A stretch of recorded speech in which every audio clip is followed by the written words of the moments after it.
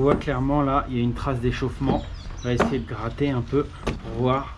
Bon, ça c'est un disjoncteur qui sera plus utilisable, hein. Je le garderai en souvenir. Tu vois là, la cage là, par rapport à celle-ci qui est bien lisse. Je pense qu'il y a vraiment eu un problème de l'équilibrage des phases et de surconsommation, parce que c'est pas que le plastique là qui a commencé à brûler et qui a fondu. On a aussi la cage là qui est gonflée. Je sais pas si ça se voit bien. Là elle est bien lisse, là elle est bien lisse, et là elle est pas lisse, elle est déformée. Donc après là on s'en sort bien parce que ça a été changé entre guillemets à temps.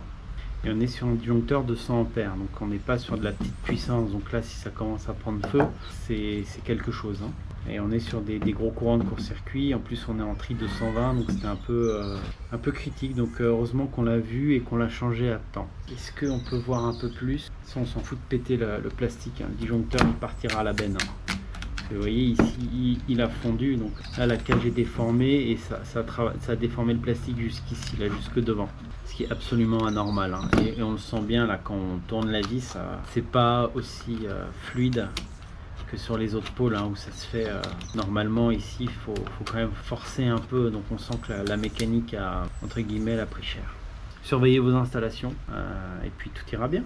Alors je vais essayer de filmer de près. Est-ce que là on voit bien la cage qui n'est pas lisse et ici qui est bien lisse, ok, et on voit bien là l'échauffement, hein. Voyez, et ici ça commence à déformer. Bon, j'ai ouvert le disjoncteur. Alors vous voyez, je vais m'approcher là, peut-être qu'on verra mieux, que je me rende compte. Vous voyez là, cette partie là qui est la partie du dessous qui est ici, elle est déformée, donc je pense qu'on le voit mieux maintenant. Et là c'est une partie qui est normale, okay, qui est bien lisse. Alors qu'est-ce qu'on peut dire? Si on regarde, on voit que ici ça a chauffé, ça a commencé à se déformer. Et je suis en plein contre-jour, c'est magnifique. Et si je regarde ici, la partie est nickel. Ok, ce pôle là n'a pas été abîmé, en parfait état. Je vais rajouter un peu de lumière. Donc là, clairement, on voit la partie qui a chauffé. Ok, le plastique qui a commencé à fondre, à brûler.